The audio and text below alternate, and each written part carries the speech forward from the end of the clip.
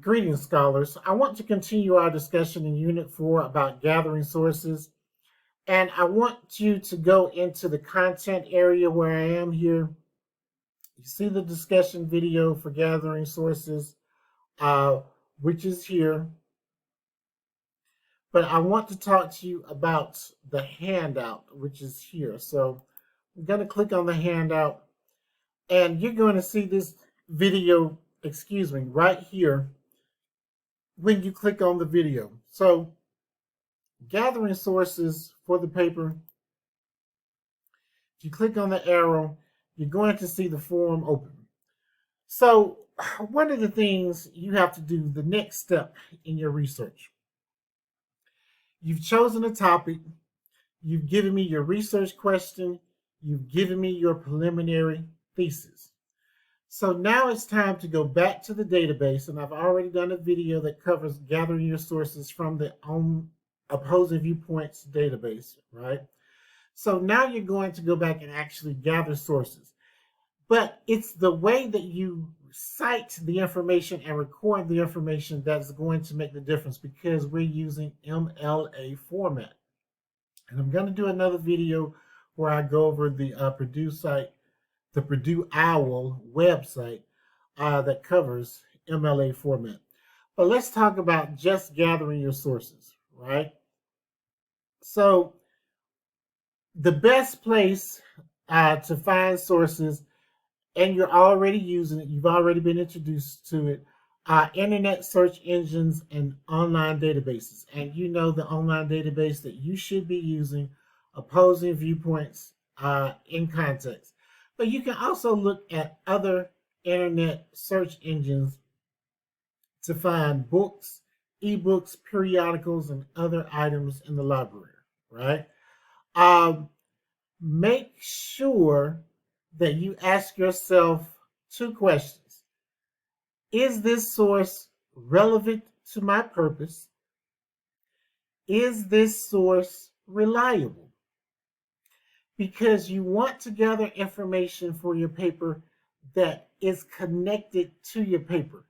If you're writing about marijuana legalization for recreational purposes, but all of the information that you're finding is legalizing marijuana for medical use, that information is not relevant to your topic, because you're not arguing that marijuana should be legalized for medical purposes. You want to find relevant information about why it should be legalized for recreational purposes. So make sure that when you find information, you remember, you're going to start off very broad. Everything is going to be very big. What you need to do is narrow it down. So if you have a broad topic, like I said, marijuana, your aim or your goal is to talk about legalizing marijuana for recreational purposes.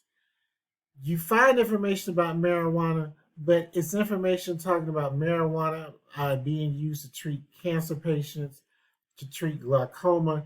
That information is not relevant to what you're talking about. So make sure when you gather information and you start going through the database and you start collecting sources, that the information is relevant to what it is you're going to be talking about or arguing in your paper. The other thing you want to look at is the source reliable? So listen to me carefully. I want you to make sure that you start looking for information in the database and Opposing Viewpoints. However, you are free to look at other internet search engines, right? Or you can look at Google Scholars that has reliable sources. You can look for trusted newspaper articles, the Washington Post, the New York Times, right? You want to use trusted news sites, trusted videos. Make sure that whatever you're using, your source is reliable, that the person has done the research and that the person knows what he or she is talking about. Make sure that the information you have is reliable. Don't get anything from Fox News. Joke. So look at this research that we use, right? There are two types of research that we use. Primary sources, right? These are direct first-hand sources of information or data. If you were writing a paper about the First Amendment, you would use the text of the First Amendment, the Bill of Rights, as your primary source. This is the actual document, right? You're probably not going to use a lot of primary resources, and I can guarantee that you probably won't use any primary resources because you're going to be you're not going to be finding the actual text, right? Most of you are going to be using secondary sources. Secondary sources interpret, discuss, analyze, or otherwise rework information from primary sources, right? If you're talking about the First Amendment, it says you might find an editorial talking about the First Amendment. You may find a newspaper article talking about the First Amendment. Those are all secondary sources. Secondary sources are pieces of academic writing that are written about the primary source. Okay? So, again, I'm going to say it one more time. Secondary sources are academic writings written about the primary source. Okay, so like I said, most of the information that you're going to rely on will be secondary sources. You want to make sure that your topic and your purpose determine whether you must cite both primary and secondary sources in your paper. Remember, you've already come up with your research question. So make sure that all of your sources that you gather, right, are related to your research question. Make sure that your sources are relevant to your research and your research question and your preliminary thesis. And remember, as you do research, you are free to change your mind, to change your position on the issue. And don't be afraid to, right? As you become more knowledgeable about the topic, you're going to start changing your opinion or modifying your opinion. So don't be afraid of that. You want to use academic sources or scholarly sources in your project, right? So one of the things that I don't want you to do when you get down here, I'm going to skip to the end. I want you to stick to websites that are .gov.edu,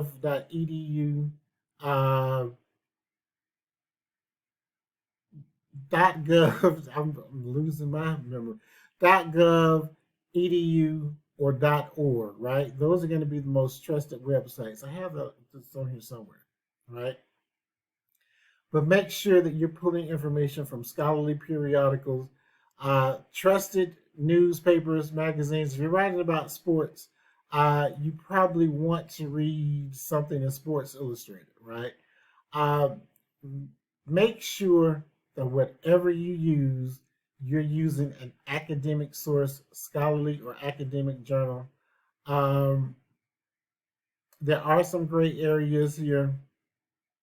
And you do have periodical databases. They're listed here. You can read this on your own. Okay.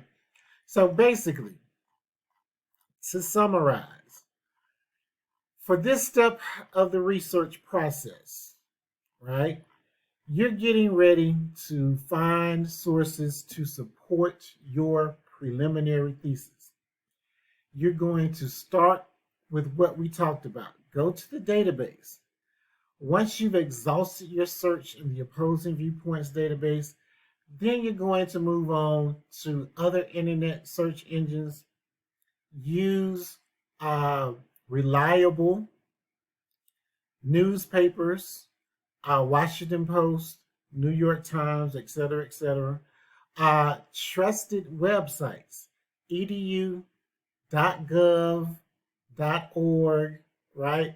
Remember that trusted newspapers do have a .com, but the Washington Post, New York Times takes care of all of that. For this assignment, you must locate 5 sources. I just want 5 sources, preliminary research. 5 is the least that you can turn into me, but it is by no means what is expected. You should find as many sources as you can to help you support your argument. I'm going to cover what types of sources, what type of information you need to be looking for in sources in another video. But for this assignment, you need to turn in at least 5. I'm not saying turn in 5. I'm saying 5 is the least. Turn in 8, 9, 10, right? Give yourself some room with the assignment so that you can start getting rid of sources as you start writing the research paper and as you start taking notes, okay? So if you have a question, rewatch this video first. And if you still have a question about gathering sources, by all means, email me. I am always happy to answer your questions through email because that's the best way to get me. Good writing to you, and I will see you in the next video.